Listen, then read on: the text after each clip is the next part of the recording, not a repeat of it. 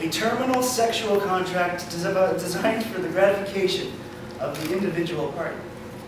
Right? I mean, it is the general consensus of our age, so obviously it must be true. Shouldn't a man live the life, the good life, live for himself, and live in pursuit of only those things that would make him happiest? Aside from the obvious ad populum fallacy combined with the very sneaky slew of assumptions, this kind of thinking is biblically unsound.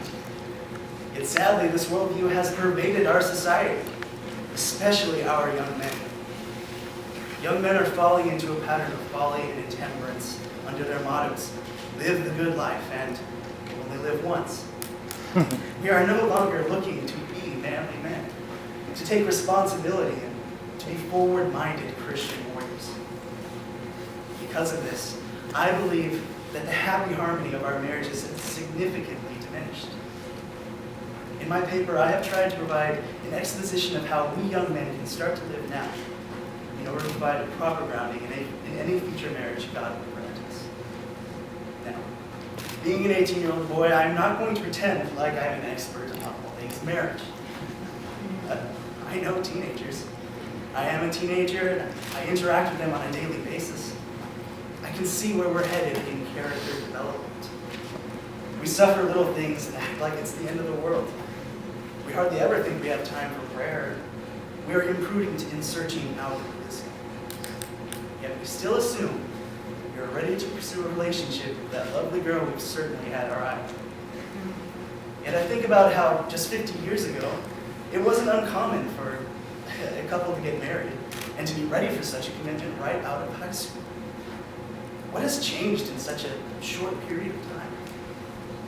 It is curiosity about this question that prompted my topic study.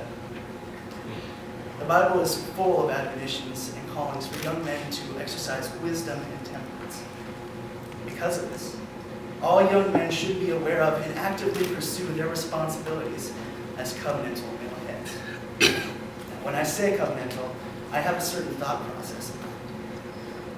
Throughout human history, God has initiated covenants with his people. There are ways for him to institute formal relationships and bonds with them. And with each of these, he sets up a certain covenantal head to be responsible for all those underneath that relationship. In Romans 5 and 1 Corinthians 15, Christ himself was even made a covenantal head for the entire human race. Through his perfect obedience, every single one of us is saved. In Ephesians 5, husbands are told to love their wives as Christ loved the church, Christ, the covenantal head. So we can see that a husband's relationship to his wife should be like all those of the covenantal heads throughout Scripture. Now, a king can certainly be described as having this relationship with his people. King David was explicitly made a covenantal head in 2 Samuel 7. So we can even say that that which is good for a king to accomplish is also, by extension, good for a husband to accomplish. Now, the biblical wisdom literature has always been thought to have a close connection to kings, whether they're written by kings, for kings, or even about kings. In my paper, I have linked a certain lesson for kings, and thus by extension husbands, that I believe is imperative to our marriages.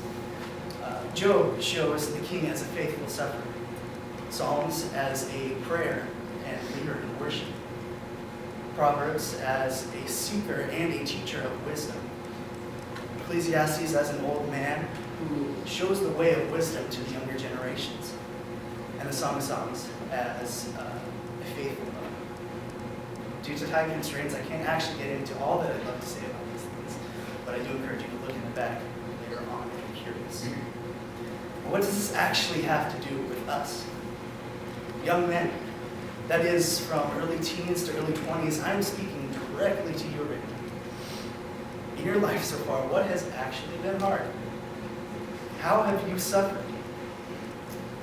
Right now, we don't have a lot to complain about, but in all of those little things, we need to follow the example of Job and bless the name of the Lord. Be faithful in the small things so that when the larger things come, we can remain faithful. Continue to bless God. need to start to pray. Follow the example of King David. Pray for justice, for wisdom, but above all, give thanks for everything he's given us. If you're here right now, it's quite a lot. Be prudent in searching out wisdom. We've heard this analogy before in our classes, but how many slugs need to be in your salad before you decide not to eat it? Slugs are everywhere. They're in our music, our games, our movies. Learn to identify them and reject them if need be. Listen to those who are older and wiser than you. I know we think we have the smarts to figure it out, but they have something we don't, and that is actually experience. And finally, I know this one is hard, but concerning that lovely girl, just hold off. Hold off for now.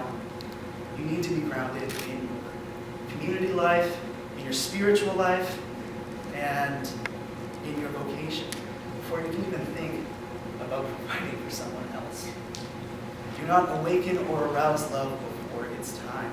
That is what Solomon, one of the things that Solomon was trying to get across in the Song of Songs. Living the good life or for yourself does not have to be a selfish act, I suppose, but you can learn to apply the lessons of wisdom literature and learn to live the good life in the context of faith. Thank you. Do you have any questions?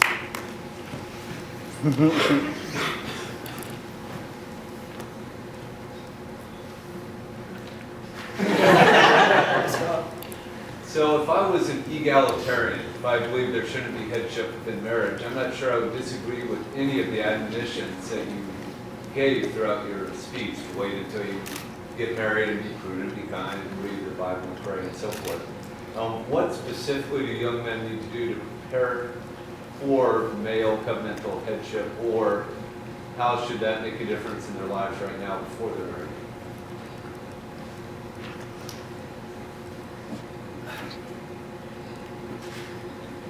I suppose I would go ahead with, agree with Marshall that his topic was that we should actually, at a younger age, start to cultivate this kind of wisdom or something like that.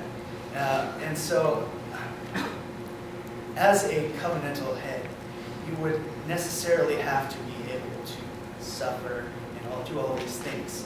But also that's something that a woman would have to achieve as well. So I don't actually know how I'm going to answer your question.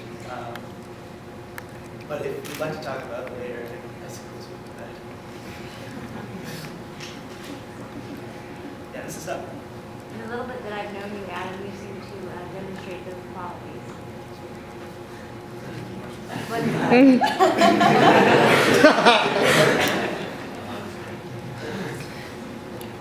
else? Yes.